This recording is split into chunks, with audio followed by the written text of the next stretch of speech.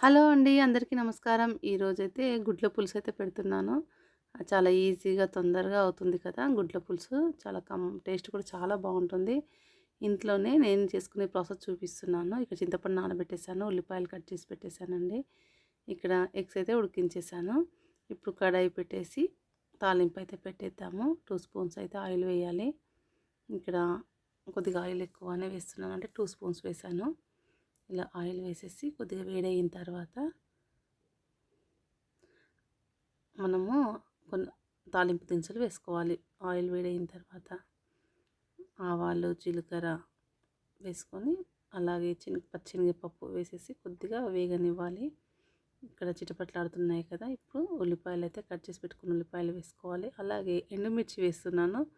నేను కారప్పొడి కూడా వేస్తాను. మన ఇష్టం అండి. ఎండుమిర్చి వేయొచ్చు, వేయకపోవచ్చు. నేను ఎండుమిర్చి 2 అయితే వేసాను. కొద్దిగా వేగిన తర్వాత ఉల్లిపాయలు వేయాలి.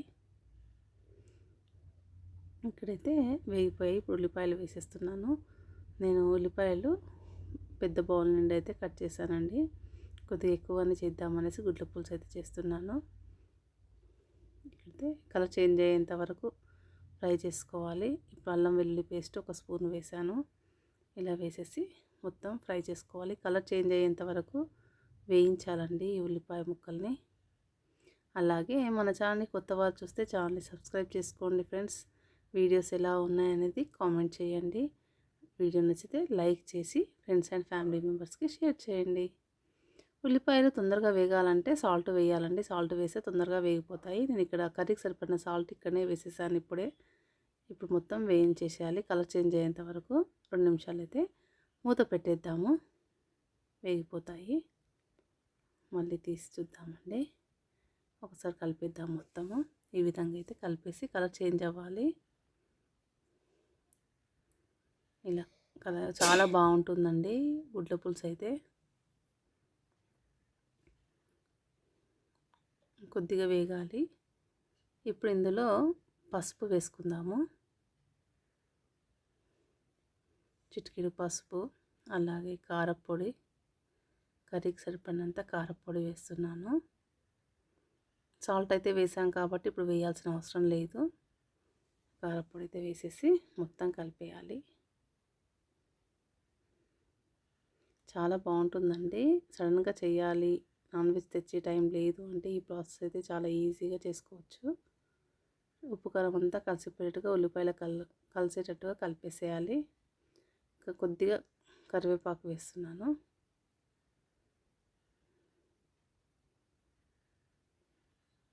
ఇప్పుడు కొద్దిగా వేగాలండి. మూత పెట్టేద్దాము.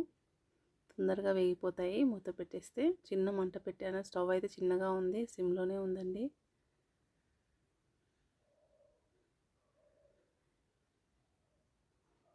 ఆయిల్లోనే ఈ ఉల్లిపాయలు ఉడికిపోతాయి కాబట్టి ఎక్కువ టైం ఏం పట్టదు. ఉల్లిపాయలు తొందరగానే వేగుతాయి.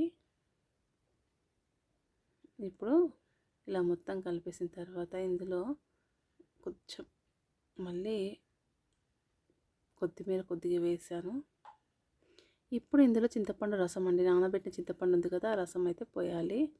ఇలా పోసిన తర్వాత బాగా ఉడకాలండి. ఈ చింతపండు రసంలో ఈ ఉల్లిపాయలంతా ఉడికిపోతాయి. ఇలా మొత్తం కలిపేసేయాలి. మనకు వాటర్ కూడా పోసుకోవచ్చండి. మనకు ఎంత కావాలనో అంత చూసుకొని కర్రీకి సరిపడినంత వాటర్ వేసేసి బాగా మసలు పెట్టేసేయాలి. ఈ విధంగా చూసారా ఎలా ఉడుకుతుందో. ఈ చింతపండు అనేది బాగా మసిలిన తర్వాతే మనం ఇందులో ఇలా గరం మసాలా వేసుకోవాలి. అది గరం మసాలా ఇంట్లో చేసుకున్న గరం మసాలేనండి. ఇలా వేసుకొని బాగా మరగాలండి. చూసారా ఎలా ఉడుకుతుందో. ఈ రసం అంతా బాగా ఉడికిన తర్వాతే మనము ఎగ్స్ అయితే వేసుకోవాలి. ఇలా బాగా ఉడికిపోతుంది చూస్తారా. ఉడుకుతూ ఉంటే కమ్మటి వాసన వస్తుందండి. నేను మసాలా వేసాను కదా, అది ఏంటంటే చెక్క, ఇలాచి, లవంగాలు అన్నీ కలిపి పౌడర్ చేసి పెట్టుకుంటాను. అదే వేస్తాను, అదే మసాలా. ఇప్పుడైతే బాగా మరిగిపోయింది కాబట్టి ఇప్పుడు ఒకటి ఎగ్స్ అయితే ఇక్కడ వేయాలి, ఇందులో వేసేసేయాలి. ఇలా మొత్తం వేసేసి ఒక 2 నిమిషాలు ఉడకనివ్వాలండి. ఎన్ని గుడ్లు కావాలో అన్ని ఉడకబెట్టేసి ఇందులో పులుసులో వేసుకోవచ్చు. గుడ్ల పులుసు అయితే సూపర్ అండి, టేస్ట్ బాగుంటుంది. తొందరగా చేసుకునే పులుసు అంటే ఇలా గుడ్లతో పెట్టుకోవచ్చు. ఇప్పుడు కొత్తిమీర వేసేసి స్టవ్ ఆఫ్ చేసుకోవాలి. ఈ విధంగా అయితే అయిపోయిందండి, రెడీ అయిపోయింది. గుడ్ల పులుసు అయితే సూపర్ టేస్ట్ ఉంటుందండి. ఒకసారి ఇలా ట్రై చేయండి. ఇదండి ఈరోజు గుడ్ల పులుసు అయితే ఇంట్లోనే ఈ విధంగా రెడీ చేశాను. వీడియో ఎలా ఉందో కామెంట్ చేయండి ఫ్రెండ్స్. బాయ్.